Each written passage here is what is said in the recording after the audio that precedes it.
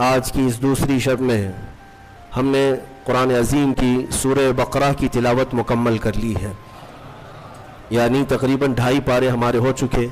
قرآن عظیم کی سورہ بقرہ، جیسے کہ کل میں نے عرض کیا تھا، یہ سب سے بڑی سورہ ہے قرآن پاک کی۔ السلام علیکم ورحمۃ اللہ تعالی وبرکاتہ۔ امید کرتا ہوں آپ تمام حضرات خیر و عافیت کے ساتھ ہوں گے۔ آج پھر ایک اہم اور خاص ویڈیو کے ساتھ حاضر خدمت ہوں۔ رمضان المبارک کا مہینے کی شروعات ہو چکی ہے، تراویح پڑھے جا رہے ہیں۔ اب تمام حضرات سے اپیل کرتا ہوں، کچھ نوجوان ایسے بھی ہیں جو تراویح نہیں پڑھتے، ضرور پڑھیں۔ گھر کی عورتیں ہیں وہ بھی تراویح نہیں پڑھتے، وہ بھی پڑھیں، ضرور پڑھیں تراویح۔ حضور مفتی سلمان اظہری صاحب قبلہ بھی تراویح پڑھا رہے ہیں۔ دیکھیں ان کا بیان بہت ہی اہم اور خاص ہے، بیان ضرور سنیں، لازمی سے شیئر کریں، تازہ بیان ہے، ضرور سنیں۔ آج کی اس دوسری شب میں ہم نے قرآن عظیم کی سورہ بقرہ کی تلاوت مکمل کر لی ہے، یعنی تقریباً 2.5 پارے ہمارے ہو چکے۔ قرآن عظیم کی سورہ بقرہ، جیسے کہ کل میں نے عرض کیا تھا، یہ سب سے بڑی سورہ ہے قرآن پاک کی، اور اس میں تقریباً قرآن کا پورا مضمون آ چکا ہے۔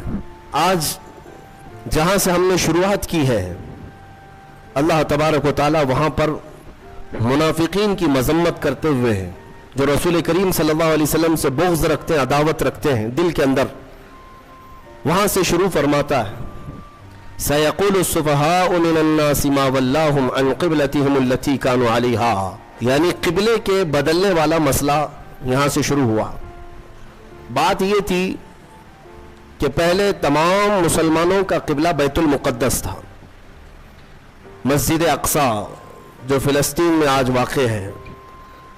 بیت المقدس مسجد اقصی کی طرف سب لوگ منہ کر کے نماز پڑھتے تھے۔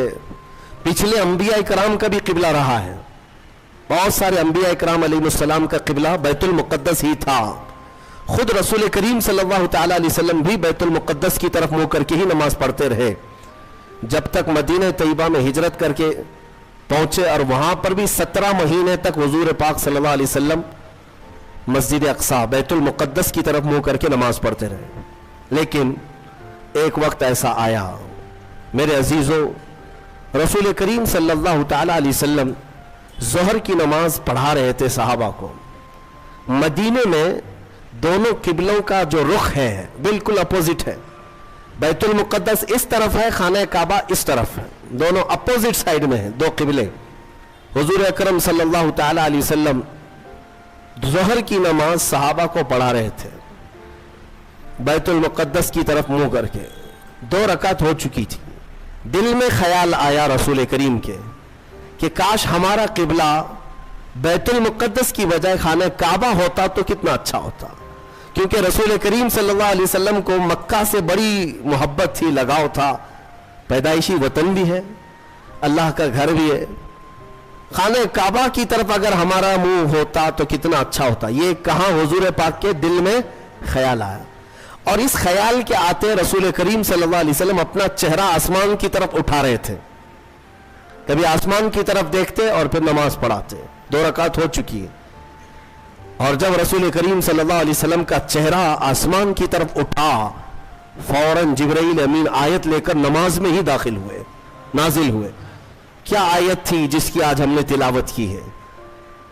فرماتا ہے مولا، قد نرا تقلب وجہک فی السماء، اے محبوب ہم آپ کا چہرہ اٹھانا دیکھ رہے ہیں، آسمان کی طرف آپ جو چہرہ اٹھا رہے ہیں آپ، وہ ہم دیکھ رہے ہیں۔ اللہ فرماتا ہے فَلَنُوَلِّيَنَّكَ قِبْلَةً تَرْضَاهَا، ہم آپ کو اسی طرف پھیر دیں گے جہاں آپ کی مرضی ہوگی، ہم آپ کو اسی طرف پھیر دیں گے، اسی طرف آپ کا قبلہ بنا دیں گے جہاں آپ کی مرضی ہوگی۔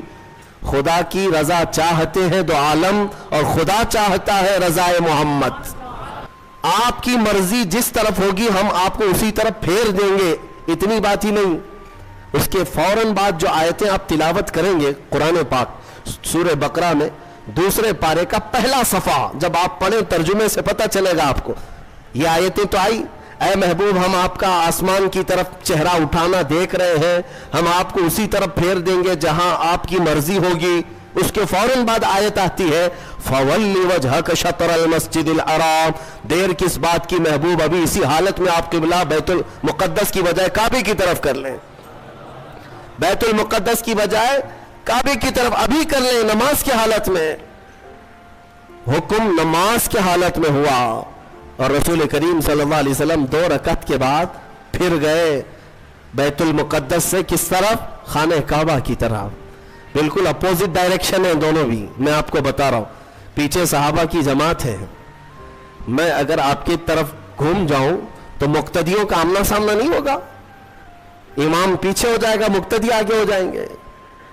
ایک روایت میں ہے رسول کریم صلی اللہ تعالی علیہ وسلم چل کر کے ان صفوں میں سے بیچ میں سے آگے گئے اور صحابہ نے جب دیکھ لیا حضور کا چہرہ اس طرف تو پوچھا نہیں کیوں، سبوں نے اسی طرف کر لیا. دین اسی کا نام ہے جس طرف رسول کا چہرہ ہے. یہ پوچھنے کی ضرورت نہیں کہ آقا اب تک یہاں تھا اب یہاں کیوں. کسی صحابی نے پوچھا نہیں، سبوں نے اس طرف منہ کر لیا. نماز کے عالم میں پوچھ تو نہیں سکتے، لیکن جب رسول کا چہرہ دیکھا میرے عزیزو یہی تو اصل دین ہے. اقبال کہتا ہے بمصطفیٰ رساں خیش کے دی ہم اوست. اپنے آپ کو نبی کے قدموں تک پہنچا دے، دین یہی ہے. گر بہ نہ رسیدی تمام بو لہبیس. اور اگر تم رسول تک نہیں پہنچ سکے تو پوری زندگی ابو لہب کی طرح ہے. ابو لہب ہے. حضور تک پہنچ جانا یہی دین ہے اور صحابہ اس کو سمجھتے تھے. حضور کا چہرہ اس طرف ہوا تو سب صحابہ گھوم گئے. ایک روایت میں تو یہ ہے کہ رسول کریم صلی اللہ تعالی علیہ وسلم مڑ گئے تو صحابہ چل چل کر کے پیچھے آ کر کے صفیں لگانے لگے.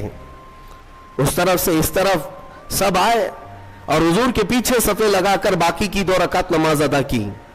اس نماز میں چہرہ بھی بدلا، چلت پھرت بھی ہوئی، لیکن نماز کسی کی نہیں ٹوٹی. اس لیے کہ وہ سارے صحابہ رسول کی اطاعت میں تھے. ایک صحابی نماز پڑھ رہے تھے، حضور نے بلایا ان کو نام لے کر، وہ نماز پڑھتے رہے. میرے آقا نے پھر بلایا، وہ نماز پڑھ رہے تھے. پھر سلام پھیر کر دوڑے دوڑے آئے، یا رسول اللہ آپ نے بلایا. حضور نے فرمایا میں تو کافی دیر پہلے بلایا تھا، اب آ رہے ہو؟ کہا آقا نماز پڑھ رہا تھا. حضور نے فرمایا کیا تم نے قرآن کی آیت نہیں سنی؟ یا ایھا الذین آمنوا استجیبوا للہ وللرسول اذا دعاکم.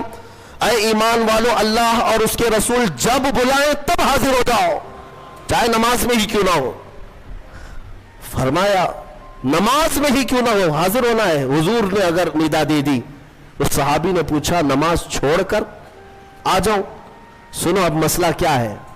فرمایا گیا کہ ہاں 2 رکعت اگر تم نے پڑھ لی، 4 رکعت والی نماز پڑھ رہے تھے عصر کی، 2 رکعت پڑھ چکے تھے یا 1 رکعت پڑھ چکے تھے، رسول نے بلایا نماز چھوڑ کر کے چلے آئے. حضور نے پوچھا خیریت، طبیعت کیسی، ساری چیزیں بات چیت ہوئی. حضور نے بازار بھیجا سامان لے آؤ، سودا سلف خریدو، فلاں کو دے آؤ. سب سامان دیا، خریدا، خرید و فروخت کیا. واپس آیا، فرمایا گیا جہاں سے چھوڑا تھا وہیں سے کمپلیٹ کرو، کنٹینیو کرو. پھر سے دہرانے کی ضرورت نہیں. 2 رکعت ہوئی تھی، آگے کی 2 رکعت کمپلیٹ کر لو، کنٹینیو کرو. کیوں؟ اس لیے کہ یہ بیچ میں جو تم جو کچھ بھی کرتے رہے یہ نماز کے باہر نہیں، یہ بھی رسول کی اطاعت ہے. بمصطفیٰ رساں خیش کے دی ہم اوست. اسی لیے اقبال نے کہا اپنے آپ کو نبی کے قدموں تک پہنچا دے، یہی دین ہے. قبلہ بدل جانے کے بعد پوچھا کسی صحابی نے کہ یا رسول اللہ ہم تو اس طرح منہ کر کے نماز پڑھتے تھے، میں اگر آپ کے سامنے ہوں، آپ 1000 میرے چاہنے والے کیوں نہ ہو، 1000 میرے عاشق کیوں نہ ہو، مصلی سے اگر میرا منہ گھوم گیا تو سارے پکڑ کے مجھے گھمائیں گے سیدھے. امام صاحب سیدھے قبلے کی طرف ہو جاؤ. یا اگر کسی نے نہیں گھمایا تو بعد میں تو بولیں گے آپ کا قبلہ صحیح نہیں تھا، آپ اس طرف منہ کر کے پڑھ رہے تھے، قبلہ ایسے تھا. میرے عزیزو شریعت سب کے لیے ہے، لیکن رسول جو کرے وہی شریعت ہے. حضور پاک صلی اللہ علیہ وسلم اگر گھوم گئے پورے اپوزٹ ڈائریکشن میں، کسی صحابی نے پوچھا بھی نہیں، بلکہ خود بھی گھوم گئے حضور کی طرف اور رسول کریم صلی اللہ تعالی علیہ وسلم کی اقتداء میں نماز کمپلیٹ کی. وہ ایک نماز ایسی ہے، 4 رکعت والی ایک نماز ایسی ہے، 2 رکعت بیت المقدس کی طرف منہ کر کے اور 2 رکعت خانہ کعبہ کی طرف منہ کر کے. باقی کسی کی ایسی نماز نہیں ہے. آج بھی وہ مسجد مدینہ طیبہ میں موجود ہے جس کو مسجد قبلتین کہتے ہیں، جہاں یہ قبلہ بدلا تھا۔ حضور پاک صلی اللہ تعالی علیہ وسلم کے چہرے پاک کا حال یہ ہے کہ اگر آسمان کی طرف اٹھ جائے تو قیامت تک کے لیے قبلہ بدل جائے۔ سوچو تو ذرا صحیح، اس چہرے پاک کا اثر یہ ہے کہ اگر اٹھ گیا آسمان کی طرف تو ہمیشہ کے لیے قبلہ بدل گیا۔ تو ایک بار وہ چہرہ اگر ہم سب کی طرف ہو جائے، میرے آقا آؤ کہ مدت ہوئی ہے، تیری راہ میں اکھیاں بچھاتے بچھاتے بڑے دن ہوئے ہیں، تیری حسرتوں میں تیری یادوں میں بڑے دن ہو گئے، گھر کو سجاتے سجاتے۔ اے مومنوں، تمنا یہ کرو حضور کی بارگاہ میں ہمیشہ کہ وہ چہرے جمال جہاں آرا ایک بار نظر آ گیا تمہیں تو تمہارا یہ ادھر ادھر کا قبلہ بدل جائے گا، پھر تمہارا قبلہ اسی محبوب دو جہاں کی طرف ہوگا۔ ہمارے دلوں کے قبلے کو بدلنا بھی یہ میرے حبیب پاک صلی اللہ علیہ وسلم کا اثر ہے۔ صحابہ کا حال یہ تھا کہ انہوں نے کسی نے پوچھا نہیں 2 رکعت ادھر اور 2 رکعت ادھر کیوں، بلکہ صحابہ جانتے تھے کہ جو رسول کرے وہی دین ہے، وہی شریعت ہے۔ ایک صحابی سے پوچھا، حضور پاک صلی اللہ تعالی علیہ وسلم ظہر کی نماز میں قرات کرتے تھے کہ نہیں کرتے تھے؟ آپ سب کو معلوم ہے نا، 3 نمازیں جہری ہیں، 2 نمازیں سری ہیں، فجر مغرب عشاء، اس میں زور سے قرات کرتے ہیں امام، ہے نا؟ اور ظہر اور عصر میں زور سے نہیں کرتے، خاموش۔ لیکن کرتے ہیں کہ نہیں کرتے تم کو کیا معلوم؟ خاموش کھڑے رہتے نا امام، تو آپ کو پتا ہے پیچھے صفوں میں کھڑے رہتے امام صاحب پڑھتے بھی ہیں کہ نہیں پڑھتے، کسی کو نہیں پتا۔ اب حضور پاک صلی اللہ علیہ وسلم ظہر کی نماز میں آہستہ ہی صحیح کچھ پڑھتے تھے کہ نہیں پڑھتے تھے؟ ایک صحابی سے پوچھا گیا، اس صحابی نے کہا ہاں رسول اللہ تلاوت کرتے تھے۔ کہا سنائی دیتا تھا؟ کہا نہیں۔ کیسے پتا؟ وہ صحابی کہتے ہیں میں پیچھے صف میں کھڑا رہتا اور حضور کے چہرے کی طرف دیکھتا، آپ کی داڑھی مبارک ہلتی رہتی تھی، داڑھی مبارک ہلتی رہتی تھی۔ اس کا مطلب یہ ہے کہ میرے آقا نماز میں خاموش نہیں، تلاوت کیا کرتے تھے۔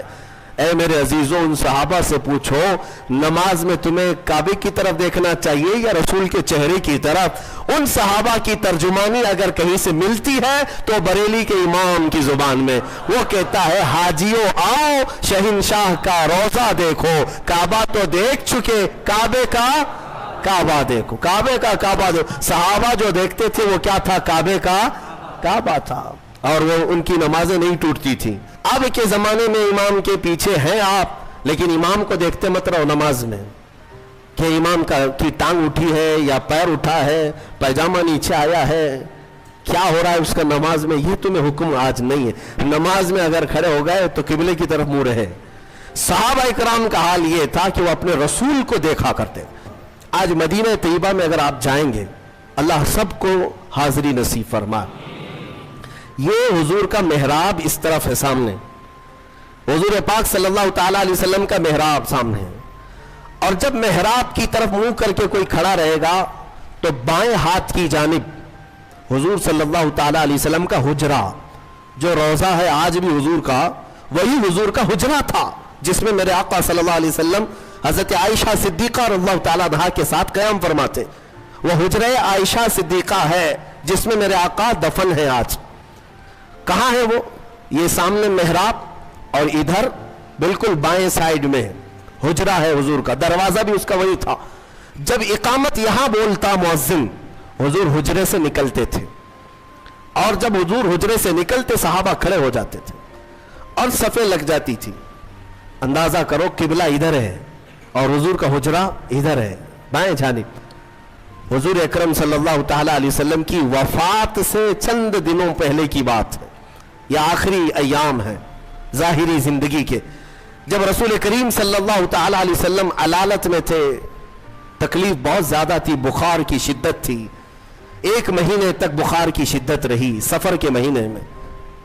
ان دنوں میں بعض مرتبہ ایسا ہوا حضور اکرم صلی اللہ تعالی علیہ وسلم اپنے حجرے سے نکلتے تو 2 صحابہ کے کندھوں پر ہاتھ رکھ کر کے آتے تھے، تکلیف کی شدت تھی لیکن پھر بھی مسجد میں آ جاتے تھے۔ لیکن آپ کی وفات سے چند دن پہلے ایسے حالات پیش آئے کہ حضور اپنے حجرے سے باہر نہیں آتے تھے. صحابہ کی نمازیں کون پڑھاتا تھا؟ حضرت ابو بکر صدیق پڑھاتے تھے.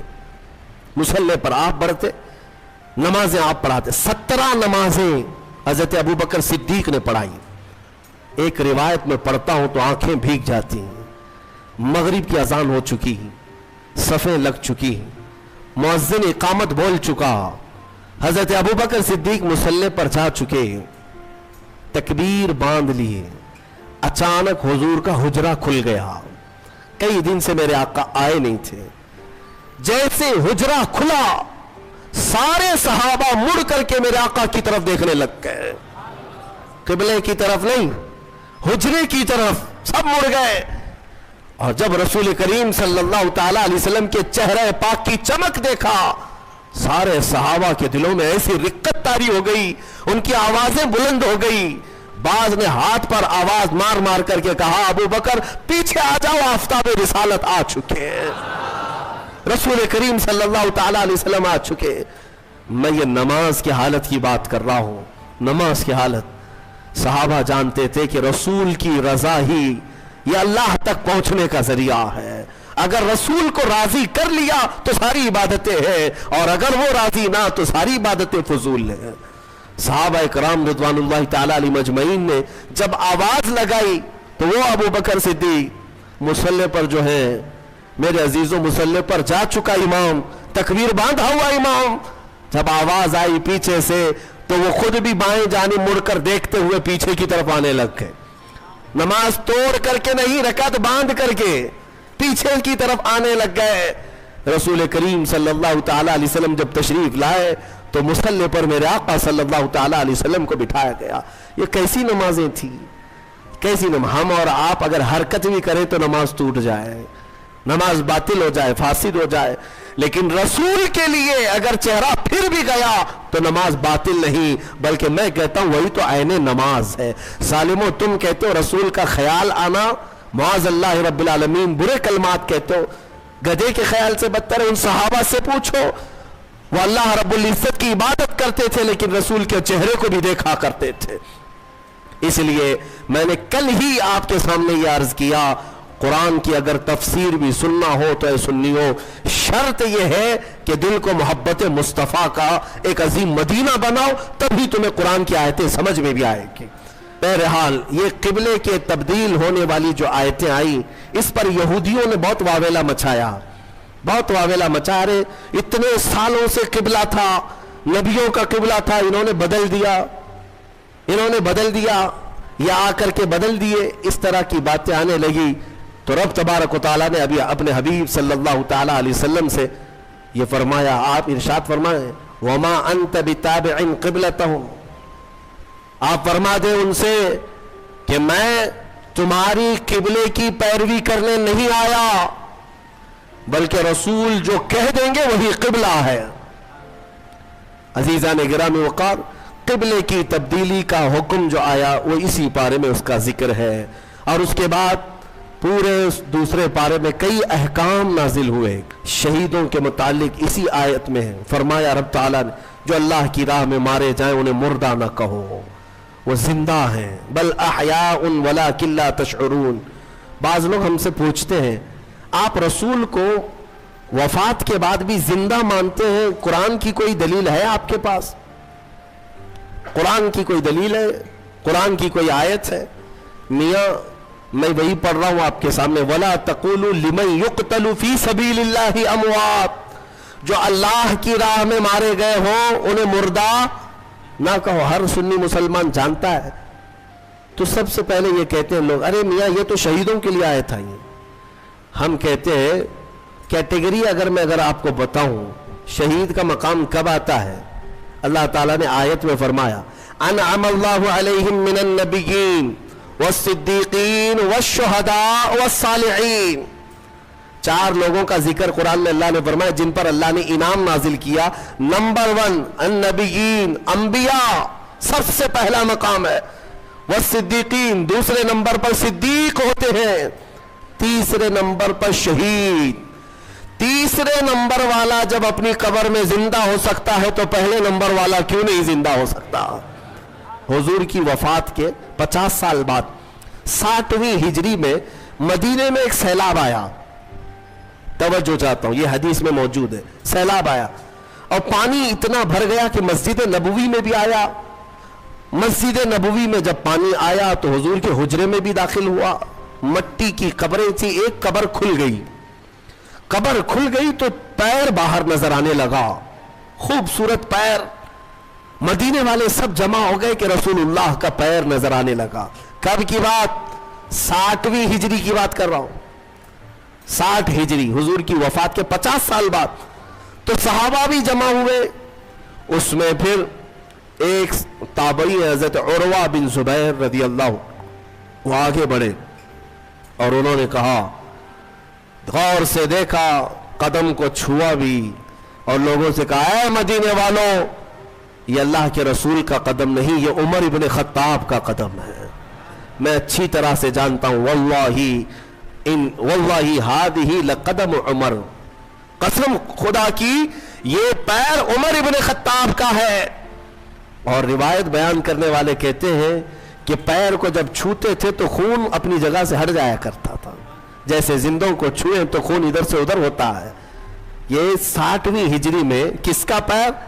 عمر ابن خطاب رضی اللہ تعالیٰ عنہ کا, جن کے پہلو میں آرام کرنے والا زندہ ہے. تو پھر اس رسول کی برکت کا حال کیا ہوگا؟ تو زندہ ہے واللہ, تو زندہ ہے واللہ, میری چشم عالم سے چھپ جانے والے. جو تم کو مردہ کہے وہ مردہ ہے واللہ, اور اے رسول پاک تم زندہ ہو واللہ, تم زندہ ہو واللہ. آج کے پارے میں ہم نے جو تلاوت کی وہ ہے حج کے احکام. تقریباً اس میں آ گئے الحج اشہر معلومات. اب رمضان کے بعد جو مہینہ شروع ہوگا وہ حج کا مہینہ ہے. شوال, ذی القعدہ, ذی الحج. شوال کا پورا مہینہ, ذی القعدہ کا پورا مہینہ اور ذی الحجہ کے 10 دن. قرآن کہتا ہے یہ حج کے مہینے ہیں. فمن فرض فیہن الحج, جس پر حج فرض ہو گیا پھر وہ کوئی گناہ نہ کرے. فلا رفث ولا فسوق ولا جدال فی الحج, زنا, خواہشات نفسانیہ, یا پھر جھگڑا, یا پھر کوئی ایسا فسق والا عمل نہ کرے. حج جس پر فرض ہو گیا. اب حج کس پر فرض ہوا؟ ہمارے ہاں تو یہی حال ہے کہ بیٹی کی بھی شادی ہو چکی ہو, بیٹے کی بھی ہو چکی ہو, سب کے عقیقے بھی ہو چکے ہوں, ان کے تمام کام سب ہو چکے ہوں, بال سفید ہو گئے ہوں, کمر ٹیڑھی ہو گئی ہوں, تب حج فرض ہو رہا ہے. میاں حج کیا فرض ہو رہا ہے؟ اس وقت تو قبر فرض ہونے والی ہے. ابھی حج جو ہے عمر کے اعتبار سے فرض نہیں ہے. صاحب استطاعت کسے کہتے ہیں؟ حج پر جانے اتنی رقم تمہارے پاس ہے, 1 مہینہ حج کے لیے لگتا ہے, اور جاؤ گے تو تمہارے گھر والوں کو راشن پانی مل جائے گا 1 مہینے کا, تو حج فرض ہو گیا. 50 لاکھ کا گھر بنا لیتے ہیں, 5 لاکھ کا حج نہیں ہو سکتا. سمجھ لو, تمہارے پاس اس زمانے میں 5 لاکھ ایکسٹرا ہے تو میرے اندازے کے مطابق اس پر حج فرض ہو چکا. اور میرے آقا صلی اللہ علیہ وسلم نے فرمایا جس پر حج فرض ہوا اور وہ حج کے لیے نہیں گیا, میرے آقا فرماتے ہیں مجھے اس کی پرواہ نہیں کہ وہ یہودی ہو کے مرے یا عیسائی ہو کے مرے. حج کی فرضیت کو ہلکے میں لیتے لوگ. اللہ نے اگر طاقت دی ہے, استطاعت دی ہے اور مال دیا ہے تو حج کر لیا کرے. یہ حج کے احکام بھی اس پارے میں آج ہم نے تلاوت کی ہے. اور خصوصیت کے ساتھ آخری بات میں عرض کروں, تیسرے پارے کی شروعات تھی, ہم نے جو آیتیں تلاوت کی وہ آیت الکرسی ہے. اللہ لا الہ الا هو الحی القیوم, یہ ایک آیت ایسی ہے جس کو آیت الکرسی کہتے ہیں. ایک آیت ہے پوری, اور اس کے متعلق فضائل اتنے آئے ہیں کہ اللہ تعالیٰ نے اپنے رسول کو خاص تحفے کے طور پر آیت الکرسی عطا فرمائے. جو آیت الکرسی پڑھ لیتا ہے وہ ساری بلاؤں سے محفوظ ہے. رات کو اگر پڑھ کر کے سویا تو اس کا گھر جلنے سے محفوظ, جلنے سے, چوری ہونے سے محفوظ. بلکہ آیت الکرسی پڑھنے والے کے متعلق یہ بھی ہے کہ اگر ہر فرض نماز کے بعد کسی کی عادت ہے کہ وہ آیت الکرسی پڑھ لیا کرتا ہے ہر فرض نماز کے بعد, تو فرمایا گیا کہ جب اس کی روح نکلنے کا وقت آئے گا, اس کی روح نکلنے کا وقت آئے گا تو ایسا ہوگا کہ اس کی روح ادھر نکالی جا رہی ہوگی، ایک قدم دنیا میں ہوگا، دوسرا قدم جنت میں ہوگا، اور اس کی روح قبض کرنے کے لیے بھی یہ حکم آیا کہ اتنی آسانی کے ساتھ اس کی روح نکالی جائے گی کہ اسے اندازہ بھی نہیں ہوگا، پتہ بھی نہ چلے گا۔ آیت الکرسی پڑھنے کی عادت ڈالو، حفاظت کے لیے بھی، اور جو اللہ رب العزت سے بے پناہ محبت کرنا چاہتا ہے، اپنے رب سے بے پناہ محبت کر کے قریب ہونا چاہتا ہے، اسے آیت الکرسی کا ورد ضروری ہے۔ وہ جس قدر آیت الکرسی پڑھے گا مولا تعالیٰ اتنا قریب اس بندے کو کرتا جائے گا۔ آیت الکرسی کا ورد ہمیشہ رکھو، بہت ساری چیزوں سے تمہیں محفوظ کر دے گی۔ آخری بات، اس میں تیسرے پارے کی ایک بہت ہی اہم چیز بیان ہوئی ہے، وہ کیا ہے؟ ابراہیم علیہ الصلاۃ والتسلیم نے ایک بار اللہ رب العزت کی بارگاہ میں سوال کیا، اے مولا مجھے دکھا تم مردوں کو زندہ کیسے کرتا ہے؟ اللہ نے پوچھا کہ اے ابراہیم کیا تجھے یقین نہیں ہے؟ کہا کیوں نہیں، یقین ہے مولا، لیکن آنکھوں سے دیکھنا چاہتا ہوں، لیطمئن قلبی، تاکہ میرے دل کو اطمینان ہو جائے۔ سنو، اللہ مردوں کو زندہ کرتا ہے یا نہیں کرتا؟ رب تبارک و تعالیٰ قادر مطلق ہے، سب بکھر جانے کے بعد بھی وہ دوبارہ زندہ کرے گا۔ ہاں کئی واقعات ہیں، حضرت عزیر علیہ السلام کا واقعہ بھی آج ہم نے تلاوت کیا۔ ایک نبی تھے اللہ کے، 33 سال کی عمر تھی، وہ اپنے خچر پر جا رہے تھے، ایک بستی کو دیکھا اجڑی ہوئی تھی، اجڑی ہوئی۔ انہوں نے یہ پوچھا اللہ کی بارگاہ میں کہ مولا یہ سب پوری بستی اجڑ گئی، یہاں نہ سبزے اگتے ہیں، نہ درخت، نہ پودے، کچھ نہیں، کیا پھر اس بستی کو تو دوبارہ زندہ کرے گا؟ تو حضرت عزیر علیہ السلام کو اسی وقت نیند لگ گئی، سو گئے۔ اور سوئے تو 100 سال کے لیے سو گئے، 100 سال کے لیے وہی سو گئے۔ اور جس خچر پر آئے تھے، جو کھانا لے کر کے آئے تھے، اس کو بھی نیند لگ گئی۔ نیند کیا ہے؟ موت کی بہن ہے، اللہ نے سلا دیا۔ 100 سال کے بعد اٹھایا اللہ نے، پوچھا عزیر سے کتنے دن یہاں ٹھہرے رہے؟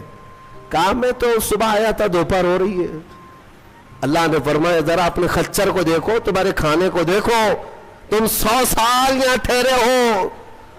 حضرت عزیر جب اٹھے اور گئے تو ان کی عمر تو 33 تھی، ان کی عمر تو 33 سال ہی تھی۔ مولا 100 سال سلایا، اس کے بعد بھی جوان ہی اٹھایا۔ جب اپنی آبادی میں آئے تو ان کے زمانے کے بچے بھی بوڑھے ہو چکے تھے، خود ان کی اولاد جو ان کے بیٹے تھے وہ ان سے بھی بڑے ہو چکے تھے، 118 سال، 115 سال، 110 سال کے ان کی عمریں ہیں، اور حضرت عزیر کی عمر تو 33 سال ہے۔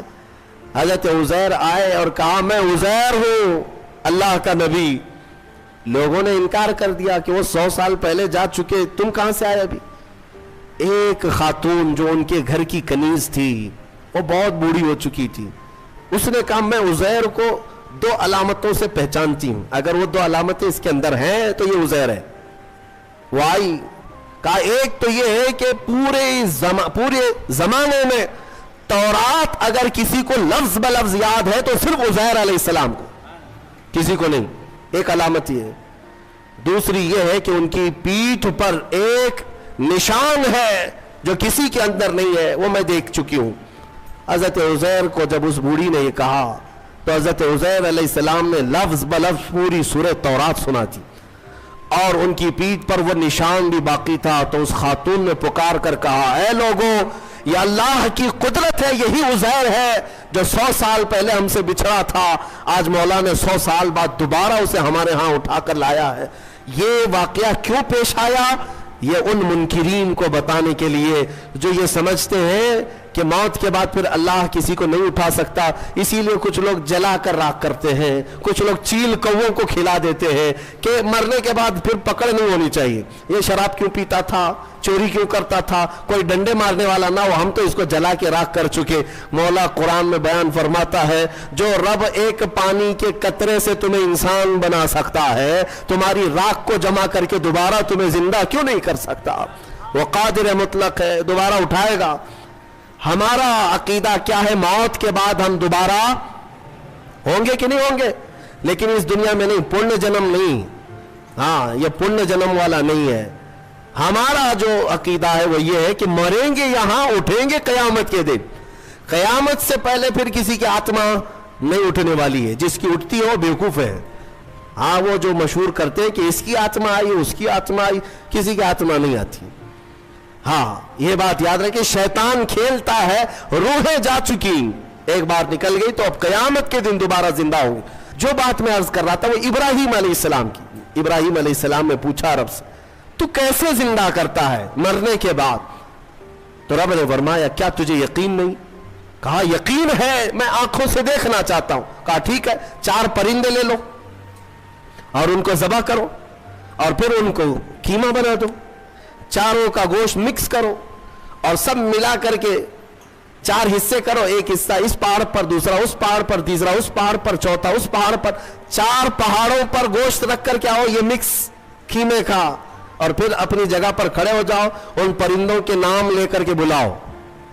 ابراہیم علیہ السلام کو یہ پروسیس کرایا گیا۔ ابراہیم علیہ السلام نے کیا کیا لیے؟ ایک کوا لیا، توجہ چاہتا ہوں، کیا لیا؟ کوا لیا، دوسرا مرغا لیا، تیسرا کبوتر، چوتھا مور، 4 پرندے لیے، کوا، مرغا، کبوتر، مور، 4 پرندے لیے اور چاروں کو ذبح کیا، پھر ان کا قیمہ بنایا، گوشت سب قیمہ بنا کر مکس کیا اور 4 حصوں میں 4 پہاڑوں پر رکھ کر آئے، پھر اپنی جگہ پر آ کر کے انہیں پکارا۔ اللہ کے حکم سے مرغا بھی آئے، کوا بھی آئے، کبوتر بھی آئے اور مور بھی آئے۔ خدا کی قدرت دیکھیں، وہ قیمہ ہوا میں اڑنے لگا اور جس پرندے کا جو گوشت تھا وہ اپنے اپنے جسم میں ملنے لگا، اور پھر ان کی جو منڈیاں تھی، منہ، وہ ابراہیم علیہ السلام کے پاس تھی، دھڑ صرف تنہا اڑتا ہوا آیا، اپنے اپنے منہ سے جڑ گیا اور اڑ کر چلے گئے۔ اللہ نے اپنی قدرت کا مشاہدہ اپنے نبی کو کروایا۔ ابراہیم علیہ السلام، مردوں کو مولا کیسے زندہ کرتا ہے یہ نبی کو سامنے کر کے دکھایا گیا۔ لیکن صوفیہ کرام کی بھی ایک تعلیم ہوتی ہے۔ میر عبد الواحد بلگرامی رضی اللہ عنہ، سبع سنابل شریف کے مصنف، فرماتے ہیں ابراہیم علیہ السلام کو یہ پروسیس کیوں کرایا گیا؟ یہ 4 پرندے آپ نے کیوں لیے؟ صوفیہ کے جو نقطے ہوتے ہیں بڑے اہم ہوتے ہیں۔ میں نے 4 پرندے کہا، یاد ہے نا 4 پرندے؟ کوا، مرغا، کبوتر، مور، یہی 4 پرندے کیوں؟ ابراہیم علیہ السلام نے جو لیے، اولیاء کرام کی ایک جماعت کا کہنا یہ ہے کہ اصل میں ان پرندوں کی ایک خصوصیت ہے، ایک خصوصیت ہے۔ کوے کی خصوصیت ہے لالچ بہت ہوتی ہے اس کے اندر، لالچی بہت ہے، اس کا پیٹ کبھی نہیں بھرتا۔ ارے پورے مردے بھینسوں پر بیٹھتا ہے، اس کو ایسا لگتا ہے کہ پورا کھا جاؤں گا، لیکن ہوتا اتنا پیٹ ہے، لالچ ہے، بہت زیادہ لالچ۔ دوسرا پرندہ ہے مرغا، مرغے کے اندر شہوت بہت زیادہ ہے، شہوت، عورتوں کی خواہش۔ مرغا بہت زیادہ شہوتی ہوتا ہے، ہمیشہ مرغیوں کو دوڑاتا رہے، یہ شہوت اس کی خصلت ہے۔ تیسرا کبوتر، کبوتر کے اندر دوستی کرنے کی عادت بہت ہوتی ہے، جلدی دوست بنتا ہے۔ سارے پرندوں میں سب سے زیادہ مانوس ہونے والا پرندہ کبوتر ہے۔ چوتھا مور ہے، مور کی خصوصیت یہ ہے کہ وہ اپنے حسن کو دکھانے کا شوق بہت رکھتا ہے، 4 لوگ بھی کھڑے ہو گئے تو پورے پر کھول دے گا اور ناچتا ہے تو خوبصورت لیکن دکھانے کی خواہش زیادہ ہے، ریاکاری، اپنے حسن کا مظاہرہ کروانا، یہ مور کی عادت ہے۔